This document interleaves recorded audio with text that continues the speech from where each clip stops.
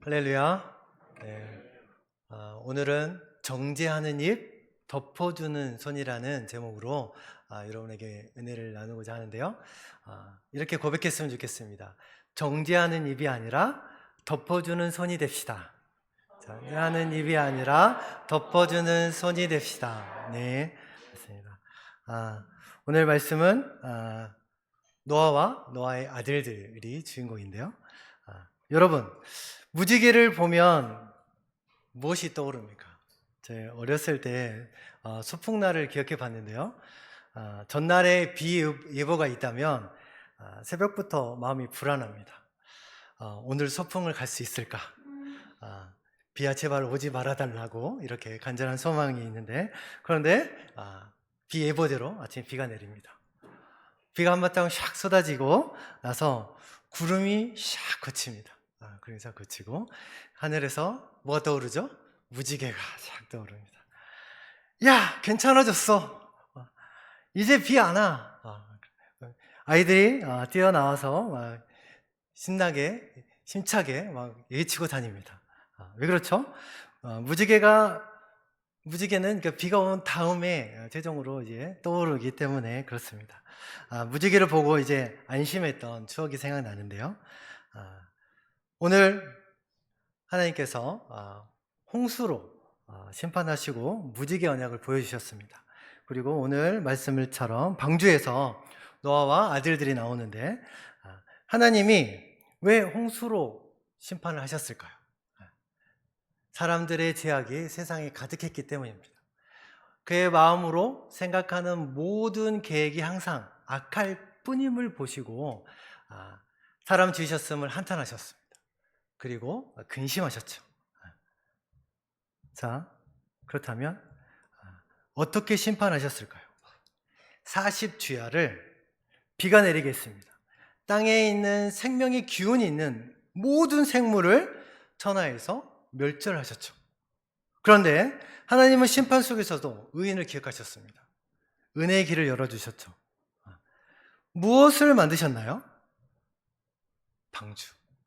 방주를 만드셨습니다. 120년 동안 세월을 통해서 방주를 만드셔서 노아와 그 가족들을 다 구원해 주십니다. 그리고 언약을 세우시는데요.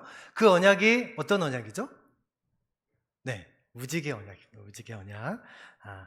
무지개 언약. 이 대상이 누구일까요? 대상은 모든 생물입니다. 자, 9장 10절 한번 같이 읽어보도록 할까요? 시작. 너희와 함께한 모든 생물 곧 너희와 함께한 새와 가축과 땅의 모든 생물에게 세우리니 방주에서 나온 모든 것 곧 땅의 모든 짐승에게니라. 노아와 그 후손에게뿐만 아니라 새와 가축과 땅의 모든 생물까지, 그죠? 방주에서 나온 것, 땅의 모든 짐승에게 이렇게 그 대상으로 삼았습니다. 그럼 언약의 내용이 무엇일까요? 언약의 내용은 다시는 홍수로 멸하지 않겠다고 말씀하십니다. 9장 11절에 어떻게 언약을 세웁니다. 근데 다시는 모든 생물을 홍수로 멸하지 아니할 것이다. 땅을 멸할 홍수가 다시 있지 아니하겠다고 언약을 내주십니다. 여기에는 조건이 없습니다. 너희가 주의 말씀을 잘 순종할 때 그렇게 하겠다? 아닙니다. 너희가 잘하면 이런 조건도 없습니다. 하나님의 일방적인 은혜의 언약이거든요. 어떤 상징으로 나타나죠? 무지개입니다. 이 증거를 나타내시는데 9장 12절에 이렇게 합니다. 내가 나와 너희와 및 너희와 함께하는 모든 생물 사이에 대대로 영원히 세우는 언약의 증거, 이것은 무지개라고 합니다. 무지개. 내가 내 무지개를 무덤 속에 숨겨놨습니다. 이게 언약의 증거인데요. 언약의 주체가 누구일까요? 언약의 주체는 하나님이세요. 놀라운 것은 내가 아닌 거예요. 내가 언약하는 게 아니라는 거죠. 16절, 9장 16절에 무지개가 구름 사이에 있으리니 누가죠? 내가 보고 나 하나님과 모든 육체를 가진 땅의 모든 생물 사이에 영원한 언약을 기억하리라. 우리가 무지개를 보고 기억하는 게 아니에요. 하늘 무지개다. 약속이야. 내 약속이 아니라 하나님이 보시겠다는 거예요. 내가 무지개가 떠 있는 것을 보고 구름 사이에 있는 무지개를 보고 내가 약속을 지킬게. 내가 보고 하시겠다는 겁니다. 무지개는 인간이 하나님께 무언가 드리는 그 표시가 아니고 하나님이 스스로에게 거시는 약속이고 표시였습니다. 하나님은 자신의 약속을 결코 잊으시는 분이 아니시죠. 그렇습니까? 그러십니다. 하나님의 약속이 하나님이십니다. 근데 하나님이 자신에게 약속하신 거예요. 구름 속에 구름에 걸려있는 이 무지개를 보면 내가 이 약속을 반드시 기억하고 지키겠다는 거죠. 그래서 우리 성도의 신앙은 내 결단에 달린 것이 아니라 기억하시는 하나님께 달려 있다는 것입니다. 오늘 본론으로 들어가 보겠습니다. 오늘 본문은 너무나 정말 잘 아는 그런 노아의 방주에 이은 믿음의 사람이고 하나님과 동행했던 그 의인 노아가 인생 마지막에 부끄러운 모습을 보입니다. 부끄러운 실패의 장면입니다. 홍수가 끝났다고 해서 인간 문제가 완전히 해결된 것은 아니라는 거죠. 첫 번째 메시지, 의인도 방심하면 넘어진다는 겁니다. 9장 20절에 어떻게 하죠? 노아가 농사를 시작했습니다. 포도나무를 심었어요. 노아는 홍수 이후에 포도원을 가꾸죠. 농부가 된 것입니다. 농부가 되었어요. 그 열매로 이제 술을 만들었습니다. 그리고 실컷 또 이렇게 마시고 그때까지 좋았는데 이제 취한 모습이죠. 9장 22절에 포도주를 마시고 취하여 그 장막 안에서 벌거벗은지라. 하나님과 동행하는 의인인 이 노아가 이런 모습을 보인 것은 정말 충격적인 장면이었습니다. 이렇게 술을 많이 마시고 또 술에 취해서 실수한 사람이 있죠. 야곱입니다. 야곱이 자기 결혼식 날인데 얼마나 술을 많이 먹었는지 진짜 떡이 됐다고 하죠. 신부가 왔는데 누군지를 몰라요. 라헬인지 레아인지 구별을 못했어요. 그래서 첫날 밤을 보냈다가 낭패를 보았죠. 이 순간의 방심과 부주의로 인해서 술을 마시게 됐고 그 결과 자신의 몸과 이성을 주체하지 못했습니다. 그 정도로 취해버린 거죠. 술 취함은요, 하나님의 백성이 지향할 일이 결코 아님을 다시 한번 알 수 있습니다. 노아는 어떤 사람이었는지 성경에서 말씀하고 있습니다. 방주를 지었고 믿음의 사람이라고 말씀합니다. 그리고 하나님의 구원을 직접 경험한 그런 사람이었죠. 그러나 방심 속에서 넘어지는 그 실수를 했습니다. 또 성경 속에서 우리가 넘어짐의 큰 또 의인이 있죠. 누구죠? 다윗입니다. 다윗은 하나님 마음에 합한 자다, 그렇게 인정을 받았어요. 그런데 방심한 순간 어떻게 됐죠? 밧세바의 아름다운 모습을 보고 그 밧세바를 범하게 되고 그것을 또 숨기려다가 밧세바의 남편 우리아까지 살해하는 그런 범죄에 빠지게 됩니다. 중요한 사실은요, 다윗이 하나님을 몰랐기 때문이 아니라는 거죠. 깨어있지 않았기 때문입니다. 베드로전서 5장 8절에 어떻게 하죠? 다 같이 읽어볼까요? 시작! 근신하라, 깨어라, 너희 대적마귀가 우는 사자와 같이 두루다니며 삼킬 자를 찾나니. 근신하고 깨어있지 않으면 당대의 의인이요 완전한 그 노아일지라도, 하나님께서 마음에 합한 자라고 하는 그 다윗일지라도 넘어진다는 진실입니다. 이 말씀을 적용해 보면 믿음의 연수가 절대 면죄부가 되지 않는다는 겁니다. 그때 당시에 히브리인의 생활상에 어떻죠? 포도주를 마시는 거 죄가 아니었습니다. 여기서도 포도주를 마신 거에 대해서 지적하는 게 아니에요. 무엇이죠? 술이 취해서 실수를 한 겁니다. 술 취하지 말라. 이는 방탕한 것이라고 말씀하잖아요. 비록 당대의 의인 노아일지라도 숨김없이 노아의 잘못을, 노아의 실수를 지금 성경에 기록하고 지금 말씀하고 있는 거예요. 아무리 경건한 사람일지라도 안일함에 빠진다면 넘어진다는 것이고, 영적으로 승리한 후에도 방심하면 유혹에 빠질 수 있다는 거예요. 고린도전서 10장 12절에 그런즉 선줄로 생각하는 자는 넘어질까 조심하라.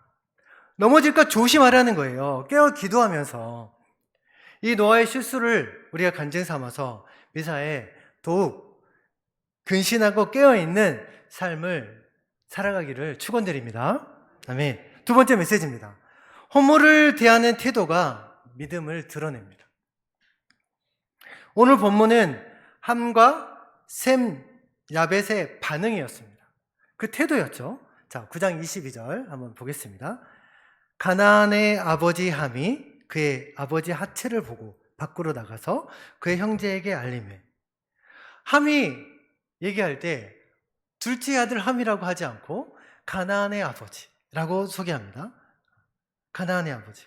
그냥 일상적으로 보면 하체를 보고 밖으로 나가서 형한테 알린 게 뭐가 잘못이야? 라고 생각되지만 그 23절의 모습을 보면 어떻죠? 셈과 야벳이 옷을 가져다가 자기들의 어깨에 메고 어떻게 해요? 뒷걸음쳐 가서 그들의 아버지의 하체를 덮었는데 보지 않았어요. 얼굴을 돌이키고 그들의 아버지 하체를 봤다는 거죠. 이 비교를 하면 함이 얼마나 잘못됐는지를 다시 한번 알게 되는 거죠. 함은 드러내는 선택을 했습니다. 드러내는 선택을 했어요. 아버지가 벌거벗은 하체를 봤을 때, 이거를 덮어줘야 되겠다. 아버지가 수치를 보이셨네? 라는 것을 목격을 한 거예요. 그런데 거기서 덮어지지 않았다는 거죠. 그리고 어떻게 했어요? 밖으로 나갔어요. 세상 밖으로 나갔어요. 밖으로 나갔어요. 집 안에서 해결하는 것이 아니라 무슨 일이 벌어졌을 때 내 교회 안에서, 내 가정에서 해결해야 되는데 그렇게 하지 않았다는 거죠. 형제들에게 알렸어요. 형제들에게. 본인 스스로 덮어주지 않았다는 거죠. 그 수치를 유포했다는 겁니다. 나중에 보면 더 확대하고 스포했다는 것을 나중에 아버지가 얘기할 때 또 다시 나타나는데, 이것은 단순한 전달이 아니었고 존경이 없었던 거예요. 아버지에 대한 존경이 없었어요. 회복이 없는 폭로였습니다. 이것은요, 타인의 허물을 조롱거리로 삼아서 인간의 민낯을 드러낸 것이었습니다. 다른 사람의 허물을 드러내고 그러다가 큰 병에 걸린 사람들도 있죠. 미리암과 아론이었습니다. 미리암과 아론. 민수기 12장에 보면 모세가 구스 여인을 취합니다. 구스 여인은 어디죠? 이디오피아 여인을 취해서 어떻게 구스 여인을 취하느냐? 미리암과 아론이 그 허물을 부추겼습니다. 그럴 때 하나님은 허물이 아니라고 생각했던 거죠. 그 결과 어떻게 됐습니까? 미리암과 아론은 나병에 걸리게 됐고 그들은 공동체에서 아주 격리되게 되는 상황이 벌어졌습니다. 하나님은 이런 거였어요. 허물보다 그 허물을 대하는 태도를 문제 삼으셨던 거예요. 노아도 그랬고 모세의 허물도 그랬습니다. 다시 한번 23절로 다시 되돌아볼게요. 자, 셈과 야벳의 태도가 어땠습니까? 그들은 함하고 반대였죠. 일단 얘기를 들었을 때 어떻게 했습니까? 대책을 세운 거예요. 대책을. 어떻게 해요? 덮을 것을 가져갔어요. 옷을 가져간 거죠. 어깨에 메고 들어가서 뒤로 뒷걸음쳐. 상상되시죠? 상상되죠? 뒤로 뒷걸음쳐 가서 이렇게 해서 하체를 보이지 않으려고, 그 아버지의 수치를 보지 않으려고 얼굴을 돌립니다. 그리고 나서 덮어준. 보호해줬다는 거예요.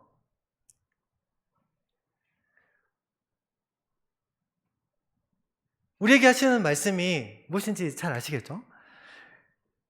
죄가 옳다고 하는 게 아니에요. 노아가 실수해서 수치를 드러내고 자녀들에게 못 볼 것을 보였다는 거죠. 근데 지금 말씀하신 것은 이 모습이 아니라 이 지금 태도를 얘기하는 거예요. 이 모습을 보호했느냐, 허물을 덮어주느냐예요. 성경 요셉이 어땠습니까? 요셉? 형제들 때문에 노예가 되어서 팔려갔습니다. 그러나 훗날에 어떻게 됐죠? 당신들은 나를 해하려 하였으나 하나님은 그것을 선으로 바꿨다고 말씀하시면서 형들의 죄를 부인하진 않습니다. 그렇지만 하나님의 은혜로 보복 대신에 덮어주는 길을 선택을 하잖아요. 또 다른 예를 들어보겠습니다. 부부가 있었는데 한 남편과 아내가 있었어요. 근데 아내가 바람이 난 거였습니다. 그 남편은 화는 났죠. 그래서 폭로를 했습니다. 폭로를 했어요. 내 아내가 바람 났어.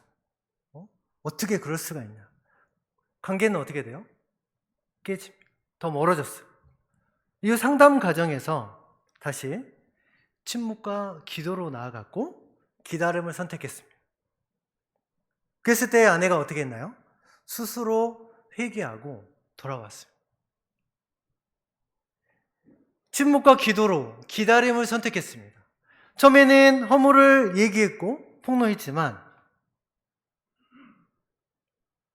그 아내는 반성하지 않았고 오히려 더 관계가 멀어졌다는 거죠. 그렇지만 뭘 선택했죠? 기다림을 선택했고 기도를 선택했습니다. 이 덮어주는 사랑은 죄를 키우는 것이 아니라 회복의 공간을 만들어준다는 거예요. 사랑하는 성도 여러분, 허물을 확대하는 사람이 아니라 회복을 위해 덮어주는 주의 자녀가 되기를 다시 한번 축원드립니다. 본문은 허물을 확대하느냐 덮어주느냐에 따라서 다음 세대에게 복과 저주가 이어진다는 것을 말씀하고 있습니다. 세 번째 메시지입니다. 다 같이 읽어볼까요? 시작. 태도가 축복과 저주의 방향을 결정한다. 네. 하나님은 지금부터 계속 태도를 얘기하고 있습니다. 누구나 너희는 실수할 수 있고 우인도 실수할 수 있다. 아버지의 부끄러움을 드러내고 경솔했던 그 함이 혼나야 되는데 누가 혼나나요? 가나안이 혼납니다. 그의 아들 가나안이 형제의 종이 되고 저주를 받게 되는데, 자, 가나안은 저주를 받습니다. 가나안은 저주를 받습니다. 9장 24절에 자, 이제 노아가 술이 깼어요. 그리고 작은 아들이 자기에게 행한 일을 알게 되었습니다. 자, 잘했네? 그 정도는 할 수 있지가 아니에요. 지금 25절에 보면 이에 이르되 가나안은 저주를 받아 그의 형제 종들의 종이 되기를. 그 형제의 종들의 종이 되는 거예요. 그 형의 종이 아니라 그 종들의 종이 되기까지 합니다. 자기에게 행한 일을 알았어요. 그런데 어떻다는 거죠? 함의 행동과 셈, 야벳의 행동이 엄청 비교된 거죠. 이 사실로 봤을 때 조주할 정도, 아버지가 조주할 정도의 행함이었다는 거죠. 더 경솔했고, 이 모습을 봤을 때는 형, 우리 아빠가 벗었어. 더 막 이렇게 소리치고 더 경솔하게 했다는 것을 알 수 있습니다. 이렇게 저주를 내렸는데 이 예언이 훗날에 그대로 다 성취가 됩니다. 여호수아 9장에 보면 가나안 정복이 이루어지고요. 그 함의 후손들이 어떻게 되죠? 셈의 후손들한테 완전히 정복당합니다. 그리고 종으로 전락하죠. 그리고 솔로몬 시대에 와서 완전히 완벽하게 정복당하는 모습이 나오는데요. 그러면 가나안의 후손들이 어떤 후손들일까요? 저희 말씀 한번 잘 아는 족속들입니다. 자, 보시죠. 자, 한번 다 같이 읽어볼게요. 시작. 장자 시돈과 헷을 낳고 또 여부스의 족속과 아모리 족속과 기르가스 족속과 히브 족속과 알가 족속과 신 족속과 아루아 족속과 스말 족속과 하막 족속을 낳았더니 이후로 가나안 자손의 족속이 흩어져 나아갔더라. 자, 우리가 가나안을 정복할 때 어느 족속을 치죠? 히브리, 여부스, 아모리, 가르가스, 히위 족속. 그 족속들을 쳐서 가나안을 정복하잖아요. 이 족속이 머무는 이 곳들이 저희가 정말 잘 아는 소돔과 고모라, 그 땅에도, 저주의 땅에도 이 가나안 후손들이 살고 있습니다. 정말 가나안의 후손들 이름만 들어도 어떤 족속들인지 알 정도로 하나님께서 저주를 받는 족속이 됩니다. 열왕기 상의 말씀에도 아모리 족속, 헷 족속, 브리스 족속, 히위 족속, 여부스 족속들이 다 나오는데 솔로몬이 노예로 여권을 삼아 오늘까지 이르렀더라. 솔로몬이 완벽하게 그 남은 그 족속들을 다 물리쳐서 종이 되게 합니다. 자, 그렇다면 저주가 누구에서 나왔다고 말씀했죠? 함인가요? 아니라는 거죠. 함의 아들 가나안에게 내려진다는 거예요. 이처럼 한 사람의 태도가 다음 세대에까지 영향을 미친다. 오늘의 말씀이 그 말씀을 하고 계시는 거예요. 너 함이 잘못했는데 저주는 가나안이 바꾸고 가나안 후손이 받는다는 거예요. 이는 단순한 감정이 아니라 영적 원리를 보여주고 있습니다. 이 중요한 포인트입니다. 단순한 감정이 아니라 영적 원리로 다음 세대까지 이어진다는 것입니다. 한 사람의 잘못이 공동체 전체에게, 민족 전체에게 미치는 영향도 있었습니다. 여호수아 7장에 아간이 범죄를 합니다. 물건을 훔치죠. 위트 한 벌과 은 200세겔, 금덩이 하나를 훔쳐서 자기가 가져가죠. 그런데 하나님은 어떻게 해요? 여리고성을 승리한 후에 기쁨으로 나아가는 그 이스라엘 백성들이 아이성, 그 조그만 아이성, 우리가 이길 수 있어. 그렇지만 실패합니다. 하나님, 저 큰 여리고성도 이겼는데 왜 작은 아이성에게 패하게 하십니까? 이유는 뭐죠? 그 한 명, 아간의 범죄가 전쟁에서 패하게 만들었습니다. 이는 죄가 개인적일 수 있지만 그 결과는 공동체적이라는 거예요. 한 사람의 잘못이 공동체 전체에게, 민족 전체에게 영향을 미친다는 것입니다. 사랑하는 성도 여러분, 나 한 사람의 잘못으로 인해서 다음 세대, 또 공동체 전체에 나쁜 영향력이 미칠 수 있다는 것을 명심하시기를 바라겠습니다. 그렇다면 셈과 야벳은 무엇을 받죠? 반대입니다. 축복을 받습니다. 축복을. 9장 26절에 셈의 하나님을 찬송하리로다. 가나안은 셈의 종이 된다고 말씀하시는데, 셈의 하나님을 찬송하리로다 라는 그 뜻 안에 어떤 의미가 되어 있냐면, 셈의 후손, 누가 있나요? 예수 그리스도가 있습니다. 예수 그리스도가. 셈의 후손 가운데 약속된 여자의 후손, 예수 그리스도의 탄생을 예비하고 있습니다. 그리고 가나안은 셈의 종이 된다고 다시 한번 얘기하면서 야벳을 다시 한번 축복합니다. 야벳을 어떻게 하죠? 27절에 야벳을 창대하게 하십니다. 창대하게. 확장되고 번성의 복을 누리게 되어서 나중에 14족속의 선조가 되게 하시는데, 족속이 널리 퍼지고 확장되는 번영의 축복을 누리게 됩니다. 그리고 또 한 번 얘기하죠. 가나안은 그의 종이 된다. 가나안은 그의 종이 된다. 셈의 종이도 되고 야벳의 종이 되고 종들의 종이 되기로 아주 가나안은 그렇게 저주를 계속 이루어지는 거죠. 자, 성경은, 오늘 말씀은 함이 잘못을 했습니다. 함이 잘못을 했는데 그 아들이 가나안이 저주를 받는 것에 대해서 어떻게 얘기하고 있냐면 구체적인 연관에 대해서 설명을 하고 있지 않습니다.